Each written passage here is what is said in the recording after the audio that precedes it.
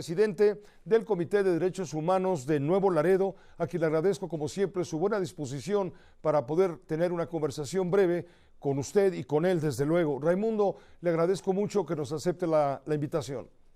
Buenas tardes, señor Cárdenas. Gracias a usted por el espacio y saludo afectuoso a su auditorio. Pues muchas gracias. Hoy parece que el subsecretario Alejandro Encinas está dando la razón a lo que usted tanto ha defendido desde que ocurrieron estos hechos violentos que cobraron la vida de 5 jóvenes en Nuevo Laredo. Pues sí, gracias a Dios hemos compartido con él y con otras instancias como la CNDH, información que nosotros hemos recabado desde un principio, incluyendo la declaración de 2 testigos sobrevivientes, Luis Gerardo y Alejandro. Y en base a esos testimonios y de unos vecinos que también estuvieron muy cerca de los hechos, es que llegamos a la conclusión, primero, de que los jóvenes estaban diciendo la verdad, que no iban armados, que no agredieron al personal militar y que en ningún momento representaron un peligro. Por el contrario, la agresión directa del personal militar, de al menos 2 vehículos de los 4 que participan, y también coincidimos con don Alejandro en que se debe de investigar la cadena de mando, no solamente a los 4 militares que supuestamente aceptaron haber disparado en contra de los jóvenes. Me parece que también hay responsabilidad para el capitán Helio Conde Toledano y para sus superiores, porque necesitamos saber las conversaciones que tuvieron esa madrugada este grupo de soldados con sus superiores.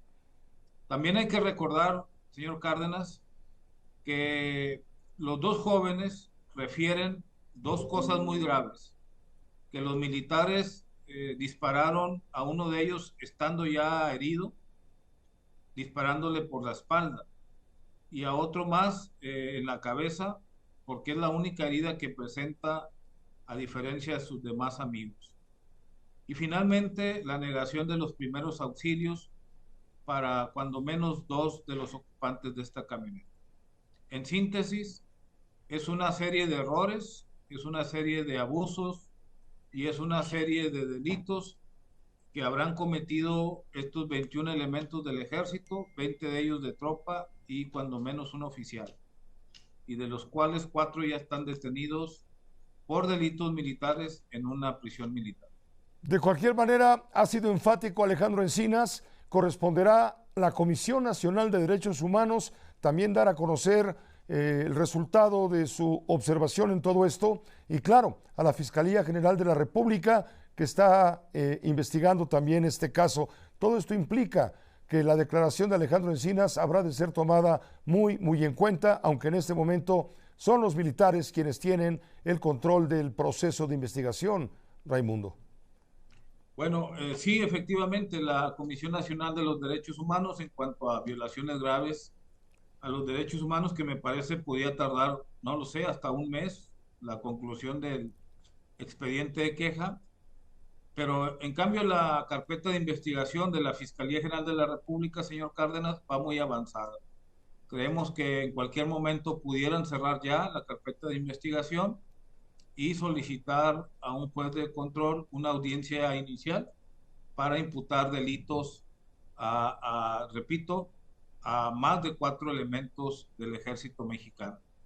Esperamos con mayor confianza que el trabajo de la Fiscalía General de la República pueda de alguna manera no solamente darnos la razón a nosotros, sino terminar con una serie de especulaciones, de rumores y de información lastimosa para las familias, tomando en cuenta que nosotros solamente denunciamos los hechos públicamente, después con la formalidad del Ministerio Público, pero no somos nosotros quienes determinamos responsabilidad, sino la Fiscalía General de la República. Y Raimundo, también con esto... Raimundo, lo interrumpo. ¿Se ha sentido en este esfuerzo de investigación, se ha sentido usted amenazado?